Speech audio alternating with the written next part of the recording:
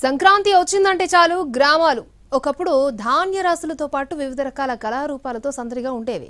ధనుర్మాసం రాకతో డూడు బసవన్నలు, బుడుబుక్కలవారు, గంటా సాహెబ్, పిట్టల దొర, హరిదాసు ఇలా పలు రకాల సాంస్కృతిక కళారూపాల్ని ఊరిలో ప్రదర్శించి తృణమో పనమో తీసుకుని సంతోషంగా జీవించేవారు. కానీ నేటి హైటెక్ యుగంలో ఆధునిక వినోదాల తాకిడికి ఈ కళారూపాలు చిక్కిపోయాయి.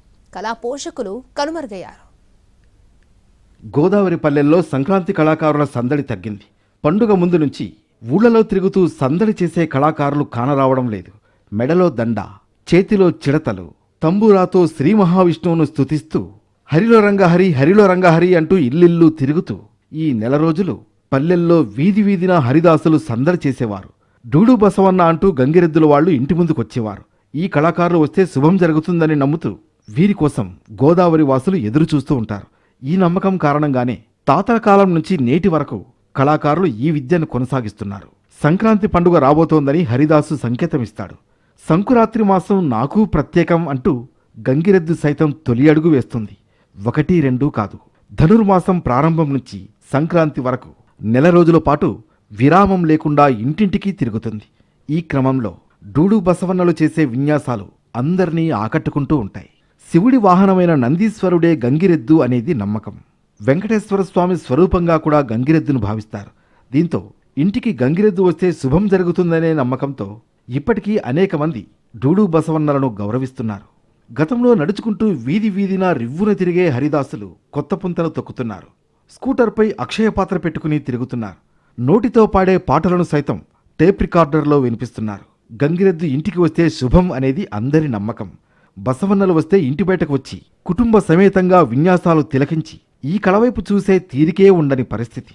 దీంతో గంగిరెద్దుల వారి వద్దకు కొత్తగా బసవన్నలు రాక క్రమంగా వృత్తిని విడిచిపెట్టేస్తున్నారు. నాకెన్ని ఇబ్బందులు ఉన్నా ఈ పల్లెటూరు వాతావరణం మన హిందూ ధర్మాన్ని కాపాడుకోవటం కొరకు ఈ హరిదాసు అనేది ఎన్ని ఇబ్బందులు ఉన్నా మేము హరినామ సంకీర్తన చేస్తున్నాం. ఏంటంటే మెయిన్ ముఖ్య పాయింట్ ఏంటంటే మన హిందూ ఐదవ ధర్మం కాపాడుకోవడం కోసం మేము మాకు అంత పోషణ లేకపోయినా మేము ఇట్లా హరినామ సంకీర్తన చేసుకుని తిరుగుతున్నాం. ఇప్పుడు టెక్నాలజీ మారింది, అందరూ ఈ హరిదాసు వచ్చారు వెళ్ళారు అన్న రీతిలో ఉంటున్నారు తప్ప హరిదాసు ఇట్లా మరి ఇట్లా చేద్దాం ఇది ఆదుకుందాం అన్న ఆలోచన లేదు. గంగిరెద్దుల పోషణ యజమానులకు భారంగా మారుతోంది. ఒక్కో ఎద్దుకి 3 నుంచి 6 కట్టల వరకు గడ్డి సహా దాణా కోసం రోజుకు 200 రూపాయలకు పైనే ఖర్చు చేయాల్సి ఉంటుంది. ఓవైపు తమ వృత్తికి ఆదరణ తగ్గుతున్న సమయంలో గంగిరెద్దులను తమ వద్ద ఉంచుకోవడం భారంగా పరిగణిస్తున్నారు. ఉభయ తెలుగు రాష్ట్రాల్లోనూ గంగిరెద్దుల వారు నివాసం ఉంటున్నారు.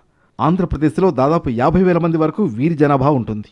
బీసీ సామాజిక వర్గంలోనే వారిని అత్యంత వెనుకబడిన కులాల్లో ఒకరిగా ప్రభుత్వం గుర్తించింది. 32 ఎంబీసీ కులాలకు ఏర్పాటు చేసిన కార్పొరేషన్లో గంగిరెద్దుల వారు కూడా ఉన్నారు. అయితే తమకు ప్రత్యేక కార్పొరేషన్ ఏర్పాటు చేసి రుణాలు ఇవ్వాలని కోరుతున్నారు. గతంలో అంటే నడిచి తిరిగానండి, 15 సంవత్సరాల తిరిగాను.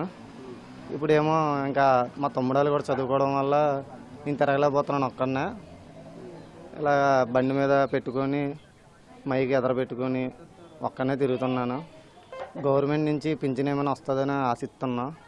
మాకు గవర్నమెంట్ ఇల్లు పట్టాలు ఏమీ ఇవ్వలేదు ఇప్పుడు దాకా. గవర్నమెంట్ ఇల్లు పట్టా ఇచ్చినా పర్వాలేదండి, ఏదో హరిదాసుకి నెల పింఛన్ లాగా ఏమైనా పెడితే మాకు బాగుంటుందని మేము ఆశిస్తున్నాం. హిందూ ధర్మం ప్రాచీన సంప్రదాయాలను నిలబెట్టాలన్న ఉద్దేశంతో పోషణ జరగకున్నా ఈ వృత్తిని విడిచిపెట్టడం లేదని హరిదాసులు చెబుతున్నారు. తమను ప్రభుత్వం ఆదుకోవాలని విజ్ఞప్తి చేస్తున్నారు.